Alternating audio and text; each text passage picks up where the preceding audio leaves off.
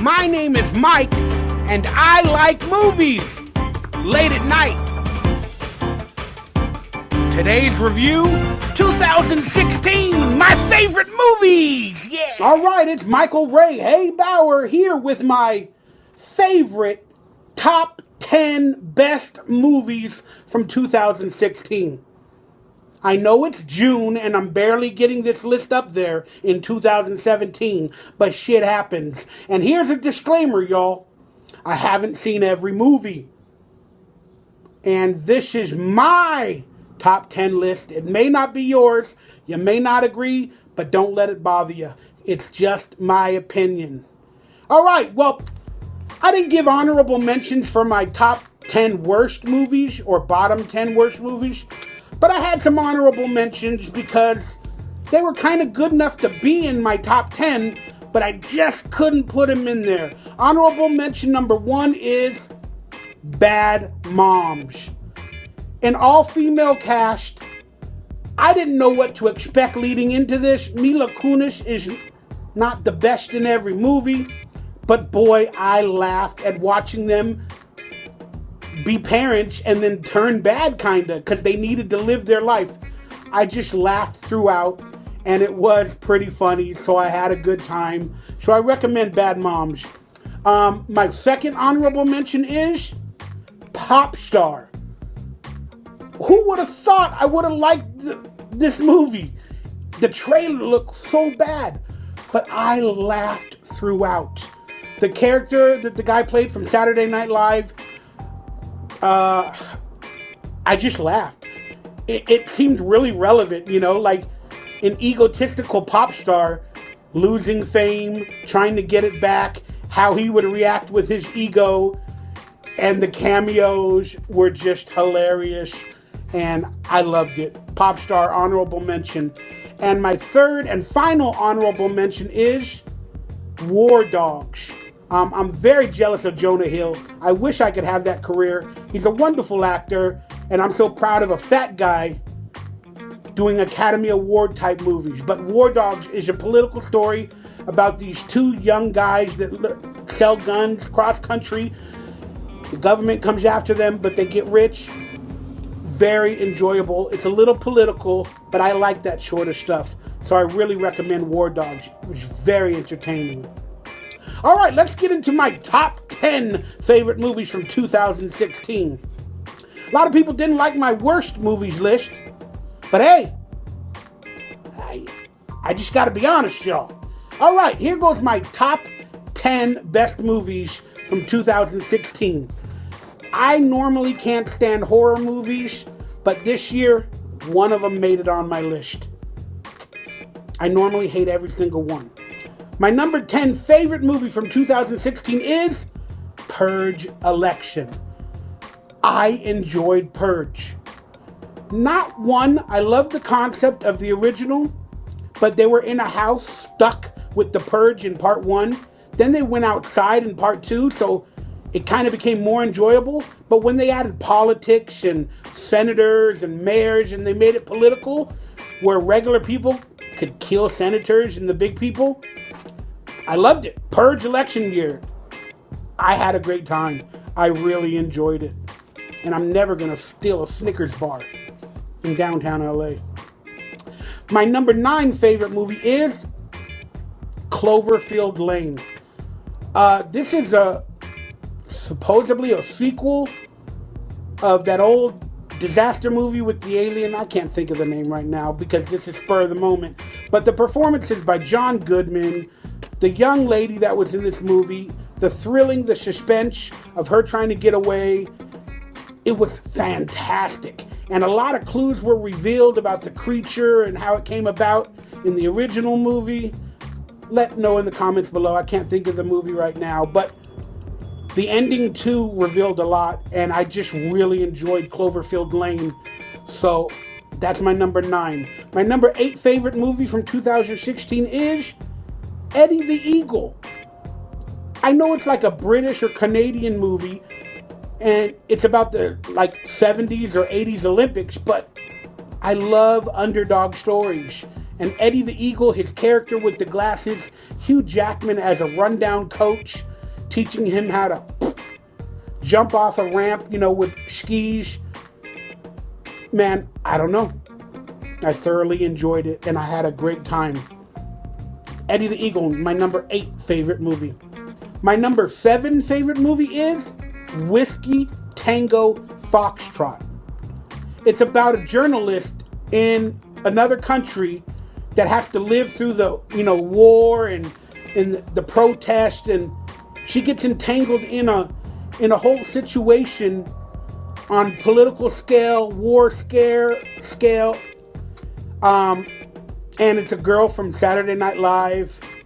I love her. She's very comedic. But boy, she outperformed herself in this one. And I'm talking about Tina Fey. She proved she could be a real dramatic actress in this story. Number 6 favorite movie for me is, well, it seems like I'm going political or with kind of war dramatizations. It's Eye in the Sky. It's about drones and war, about how America uses drones in other countries to kill terrorists.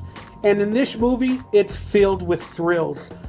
I don't want to give spoilers away, but there's a situation with a drone and they have the ability to kill terrorists on their soil, but then some sort of complication comes in the way and they have to discuss whether to do it within a certain time frame or not. And it's very tense. And for it being basically in 2 locations outside the country and in a room where they control the drones, the thriller, the dramatization, the acting, it was brilliant, and I was on the edge of my seat throughout. I really recommend Eye in the Sky. It's a very thought-provoking look at the way we go about war in this modern age. We're in my top 5 favorite movies from 2016. Number 5, Captain America, Civil War. Boy, it seems like all the big good movies have been in the Captain America franchise. The Unknown Soldier, and then now the Avengers all come together in Civil War, where they battle against each other for their opinions in the divide. I loved it. The cameos were great. Everybody was put in there correctly. They finally used characters to their utmost. And boy, it was just fun to watch superheroes fight each other.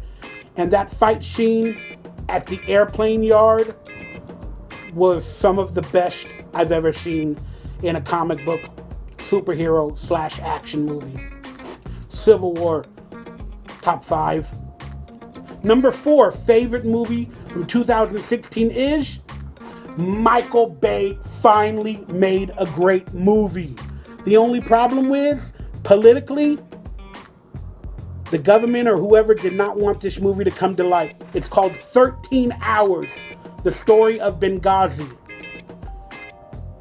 Politically, Hillary Clinton and Obama did not want this movie coming out during election time, so they put a stop to it. But Michael Bay directed the hell out of this movie, and it's the story of soldiers who were caught in Benghazi. Their lives could have been saved. What are they fighting for? Decisions were not made as soon as they could have been. Decisions were not made correctly from top leaders, and they never got charged with it in real life, Hillary Clinton or Obama. But you just got to watch this movie because this is real life, and this is what happens from our leaders. 13 Hours, man. Great movie. Here we go. My top 3 movies from 2016. Number 3, Keanu. That's right. Key and Peele. I never thought I'd love a movie about a cat. But Key and Peele, oh my God, they did it for me. I laughed throughout. This movie was well written. I dug it. For a comedy, this was one of my faves. After watching this movie, I finally watched the Key and Peele TV series, and I loved that as much as I did this movie. Keanu, I don't know, man. Boy, I laughed the hardest I have in a long time. And my number 2 favorite movie from 2016 is Jungle Book. I saw the trailer. I wanted to see this movie, and it didn't disappoint. The CGI with animals was the best I've ever seen. This young boy basically performed on a green screen stage, much better than this one. And he didn't have nothing to work with, and almost, I think 80% of the film is probably CGI. And it looked fantastic. I couldn't believe it. I could not believe it. The animals look so damn real. I don't know. I loved it. Jungle Book #2. And my #1 top movie from 2016 is Star Wars Rogue One. Man, I know it's sort of the same story as the original Star Wars, where they go, they got to blow something up and, they meet, but I loved it. It was filmed nostalgia-wise. It was acted nostalgia-wise. A lot of the old characters, were on screen. We got to see it again. We got to see the Death Star. We learned how Princess Leia got the plans of the Death Star, what adventures they went to do on it. I just thoroughly enjoyed it. Again, it can never replace Empire or the original, but that's the point. I don't think I went into it thinking it's not trying to. It's just trying to tell a story of what happened before Princess Leia gets the plans, because that's a question we all had in our minds after watching the original Star Wars. And this movie did it for me. Star Wars Rogue One, my top 1 movie from 2016. I enjoyed every minute of it, and I'm looking forward to more. Let me know your top 5, top 3, or top 1 in the comments below, and check out my worst movies list if you haven't. Link will be in the description. So for next time, until I do another movie review, I love ya, and I'll see ya when I see ya. I gotta watch more movies, man.